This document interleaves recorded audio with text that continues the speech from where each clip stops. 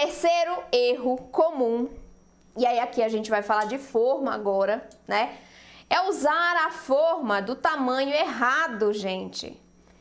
Eu já vi várias, viu, pessoas que usam a forma do tamanho errado. Não é porque a pessoa não sabe, não tem outra forma, é porque ela não sabe usar. É porque ela não sabe que, por exemplo, uma forma de 20 centímetros precisa ter massa crua na metade. Pelo menos na metade, o bolo. Por quê? Porque se tiver muito abaixo, eu não tenho força para fazer esse bolo crescer. Como diz minha aluna Alessandra, vai virar uma sola de sapato. Por quê? Porque eu não vou crescer o bolo, meu bolo vai assar dessa alturinha assim, tende a ficar mais duro, mais seco. Então, metade da forma, pelo menos, preenchida de massa crua. Gabriela, eu só tenho um tipo de forma na minha casa. Então, você vai precisar adequar as suas receitas para caberem nessa forma só. Se você coloca pouca massa, você tem esses prejuízos de a massa não crescer, de ficar seca, ficar dura. Se você tem muita massa e usa uma forma pequena, o que vai acontecer com ela? O que pode acontecer? A massa pode vir por cima, desanda tudo aqui, eu já tive essa experiência. Vai tudo por cima, o seu forno vai virar um chuchu. Tudo cheio de queimado na sua casa inteira, vai ser um negócio.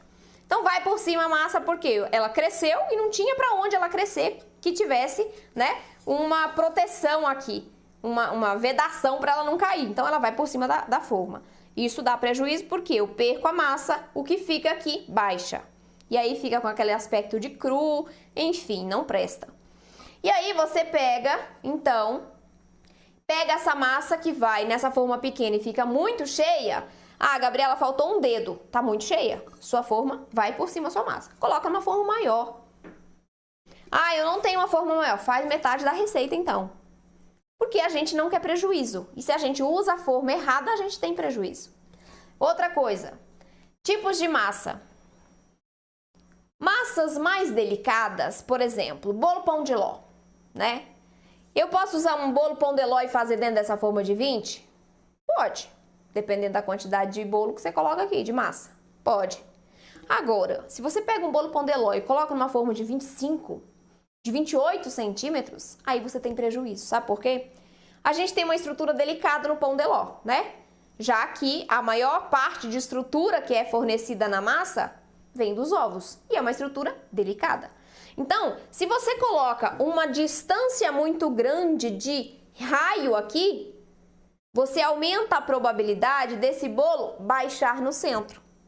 Então, se você tem uma forma muito grande, como eu tenho uma massa pouco estruturada, no meio da forma, no meio do bolo, ele pode baixar. Então, bolos com massas mais delicadas, use formas menores ou use formas com cone, porque aí você tem superfície de aderência tanto nas laterais quanto no centro. Isso facilita, fazendo com que o seu bolo asse mais rápido e não baixe, porque ele tem como se segurar nas beiradinhas da sua forma. Isso vai fazer com que seu bolo cresça bem, fique saborosíssimo e maravilhoso. Então, cuidado com o tamanho da forma, isso é importante. Sempre preencher pelo menos 50% da forma, mas não mais do que 60%. Então, a gente vai colocar na metade da forma, tá? Não para baixo e não muito aqui para cima. Tá bom? Mais ou menos aqui na metade, certo? Para você ter um espaço de crescimento, mas um espaço que não seja maior do que a altura da massa, porque senão a sua massa vai ficar baixinha, vai ter todos os outros prejuízos. Conhecimento liberta, gente. E conhecer a sua massa, a forma que você está utilizando, os ingredientes que você está usando é fundamental para você parar de jogar os seus bolos sem glúten e sem leite na lata de lixo.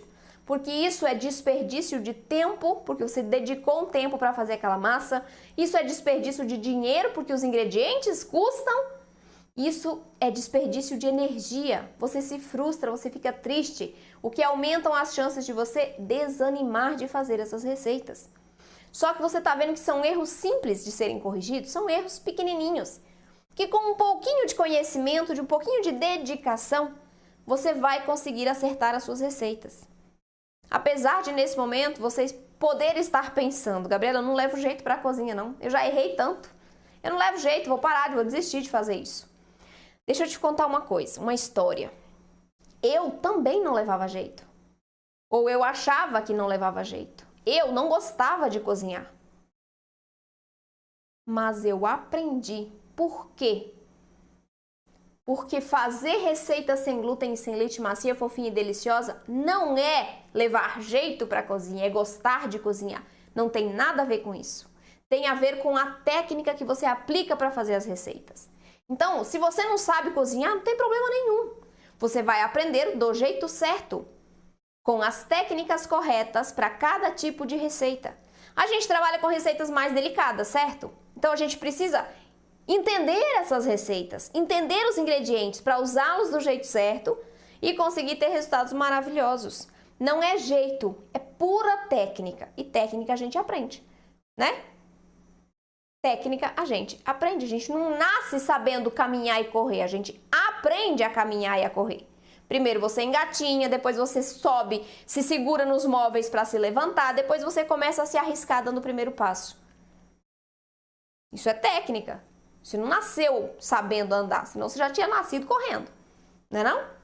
Então tudo a gente se aprende, tudo a gente aprende. É só se dedicar um pouquinho. E aprender do jeito certo vai te economizar tempo, dinheiro, energia e vai te possibilitar consumir todas as receitas que você quiser. Esses erros comuns que nós falamos nessa live são erros simples de serem corrigidos. E esses erros podem acontecer em quaisquer tipos de receitas. Ah, Gabriela, o meu pão também não cabe na forma e fica muito baixinho. Mesma coisa. Coloquei muita massa de pão. Ele não pode não ir por cima se a massa estiver firme, só que ele não vai assar direito. Então a gente tem prejuízo no resultado final, seja pão, seja bolo. Então, o que você aprendeu a corrigir hoje, você aplica para todas as outras receitas. Isso é o mais mágico de tudo. Porque quando você tem um conhecimento aqui, você consegue aplicar para outras receitas, melhorar outras receitas.